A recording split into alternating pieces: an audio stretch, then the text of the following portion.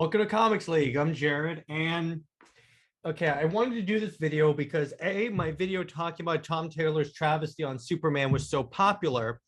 So, and B, because this generally upset me too. Excuse me.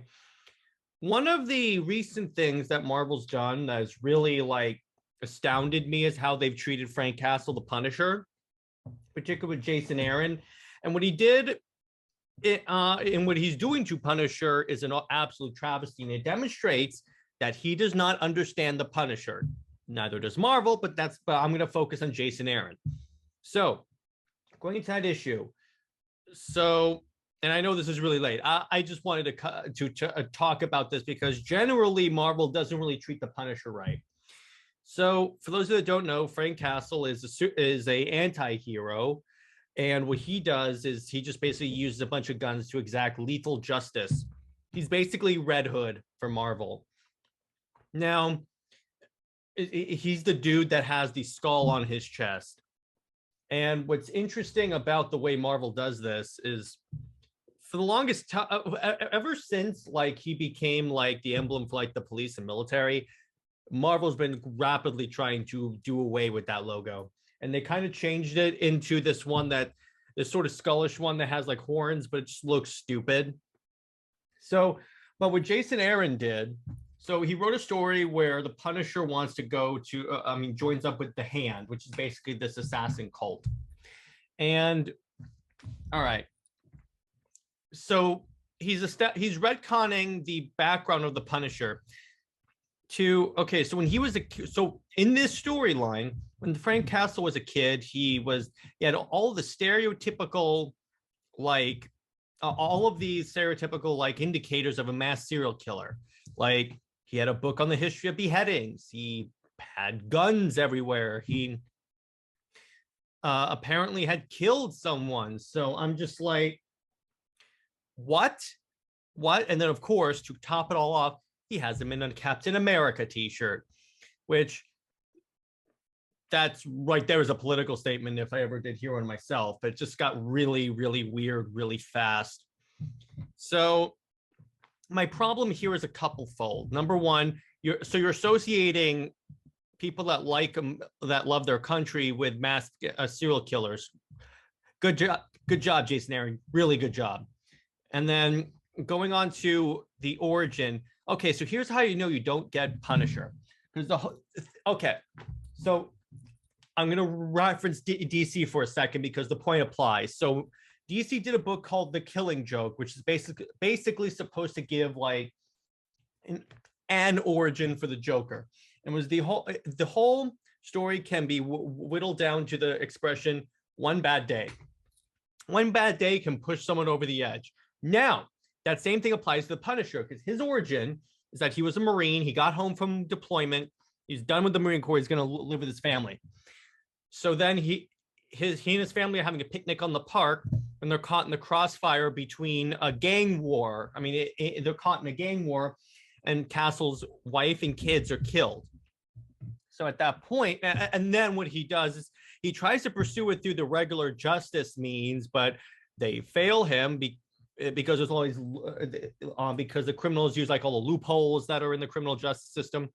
So Castle decides, okay, if the system that's supposed to be for justice is not gonna be of any help, it's not gonna seek true justice, I'm gonna do that. So hang on, right there. So that guy grabbed a bunch of guns, grabbed the skull shirt.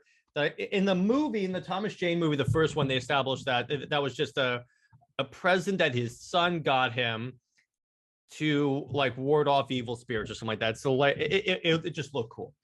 So what was interesting there is that, all right, so and Frank Castle went on a whole punishing of everyone tangentially related to the murder of his family. And then he decided, I'm going to do this. I'm going to make sure that no one goes through this again, but I'm going to use lethal means. So, okay. Now what's interesting about that is that And what actually makes the Punisher a good character in the Marvel universe is that he exists in the same universe as like Captain America, and Cap sees him as a murderer. In fact, Punisher saves Spider-Man from getting blown up in the Civil War. He brings him to the Resistance and says, "Hey, I found the Spider-Man. I'm coming to help you guys out." Cap beats him to a pulp and goes, "You are a no-good murderer." And that's what the Punisher gives, because when you have this whole universe of these heroes that have this idealized version of justice, when you have someone like Frank, who has a very nihilistic view of justice, it actually adds a bit more, I hesitate to use this term, color to the superhero universe. It essentially diversifies the points of view. And let me put it this way, Marvel has never really endorsed what Frank Castle does. He's not really glorified at all. No, that's why they have their bastions of superhero-dom like Captain America telling Frank, "You're a murderer." Just what they do. So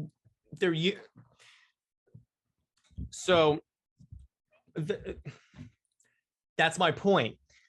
They use their bastions of superhero-dom, like, because essentially think about it this way: Captain America is the version of is Marvel Superman in terms of like attitude. So they used their Superman character to tell him, you're not helpful, you're a murderer. Now, what Marvel doesn't understand, so they're against the Punisher for a lot of reasons. Number one, because seeing as though most of the people that work there are of a left-leaning political ideology, the very idea that you have a dude that wears a skull and takes out criminals with firearms is not exactly their most beloved book. On top of the fact that a lot of groups have co-opted the Punisher skull that are problematic. But here's the thing, though. I'm gonna tackle the Punisher skull logo thing. Here's the problem with that argument. There are people that have adapted the Superman that wore Superman shirts and logos, claim to have been inspired by Superman, and then go mow people down or something like that. So I'm like, wait a second here. That doesn't work, because Superman's people wear Batman logos, but where all these superheroes that you claim to say are like the bastions of society, their logos have been worn. So are you going to change Superman's logo? Are you going to change Batman's logo? What are you going to do? Just because of Frank's tool of choice, that's why Marvel hates him. And you can't say it's because he just kills people, because there's plenty of Marvel anti-heroes that do that execute Frank's style of justice, if not more severe. Like their entire X-Men run. Let me put it this way: they had an X-Men team called X-Force, and they had a whole line in Secret and Second Coming, my favorite X-Men story of all time, where the X-Men find out there are these groups of X-Men called X-Force that are designed to use lethal force. So you have Wolverine is way worse than Frank Castle in terms of, I was about to say, well, Wolverine's on the team, but I'm like, wait a second. Marvel holds up Wolverine, and he is arguably as bloody, if not more like brutal, than Frank Castle. So it's ultimately, it just comes down to the tool that he uses. And isn't that a little immature? Where you could tell compelling Punisher stories and see him like, let me put it this way, you could do a Punisher story where he starts to think, did I do this right? Am I approaching this right? Can I continue fighting crime this way? Am I having a positive effect? Kind of like in the Batman. In fact, here's how cool the Punisher is. They did a storyline. It was an what if book where instead of Frank's parents being killed in a gang war, they're killed as collateral damage to the Avengers and X-Men doing their thing. And Frank kills everyone. It's called Punisher versus the Marvel Universe. It is such a good storyline because it's ultimately Punisher deciding these superheroes, yeah, they're bad news. They're done. And he hunts down and takes out most of the superheroes. See? This is what I don't get. And this gets back to my problem with a lot of these comic book publishers. Creative bankruptcy, because they really don't, because the people that are working at these companies are not creatives. They're activists. There's a difference, because creatives work with what they have and decide, you know what? Okay, I can tell a really compelling story with this character. Activists are like, no, I don't like this character, so I'm going to change him and just like get away from the essence of the character. That's it. It's ultimately what these people are. So I don't want to go on a rant about that because trust me, I have a video in mind that's going to go into that, or that might be a good topic for a live stream with the boys. But my point is, ultimately, my point is that there's no reason for Marvel to be like constantly undermining Frank Castle, a Punisher, this way, because he fits so well in this universe as a because here's the thing, you could have all these morally like righteous superheroes, morally righteous, and guess what? You can use Frank as a counterfoil to say, here's what they could be like. There you go. Oh, and also, by the way, and what makes Punisher like compelling is that ultimately he just wants to be with his family again. In fact, that's why he joins Hydra Cap in Secret Empire, because Cap promises him, hey, when I remake reality, I'll make it so your family's alive. And that, and combined with the fact that Punisher's always respected Captain America. So you have that. And then I want to get into one other thing that really, like, quite frankly, offended me. The fact that when Frank is being written as a serial killer, he's wearing a Captain America shirt. First off, that's an issue in two different ways. Number one, you're undermining your own IP, Marvel, because you own Captain America. You're essentially saying anyone that likes Captain America is a psycho. So what are you doing? And then second off, you're saying anyone that's remotely patriotic, there are people that take that beyond. So I'm saying the normal patriot people, you're telling me that they're crazy people. Doesn't work, guys. Doesn't work. In fact, it's really offensive. It really is. So that's all I have for that topic, and that's why Jason Aaron doesn't understand Punisher. First off, he doesn't understand Marvel in general, because horrible writer. Because I read the first arc of his Avengers run, could not get through it. Oh, well, I mean, I got through it, but I didn't want to go on, because that's the arc where he made She-Hulk a mindless brute. She-Hulk, Marvel's the closest thing Marvel has to Wonder Woman in terms of like famousness. I'm glad she's getting a show. I will be watching, reviewing the show. But my point is that he butchered She-Hulk. He butchered Thor by saying, oh, no. Thor is a mantle. His real name is Odin's son. No, it's not. No, it's not. Because guess what it said? You will have the power. It's the enchantment. Let's do this in two different ways. So the enchantment says, whoever wields this hammer, if he be worthy, shall possess the power of Thor.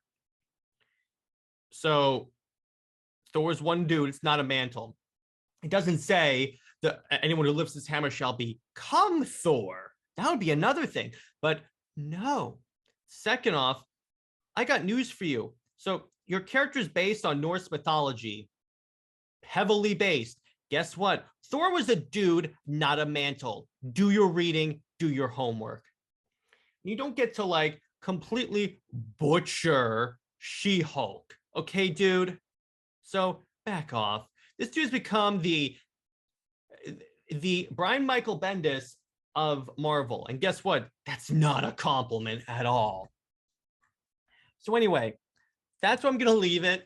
Hope you guys enjoyed that little rant thing. It's just something that I wanted to talk about for a while. Drop in the comments your thoughts on Frank Castle, the Punisher, why you think he works in the Marvel Universe, why you think he doesn't work. I want to get your thoughts and what you thought, and what you're thinking of Jason Aaron's horrible take on the Punisher.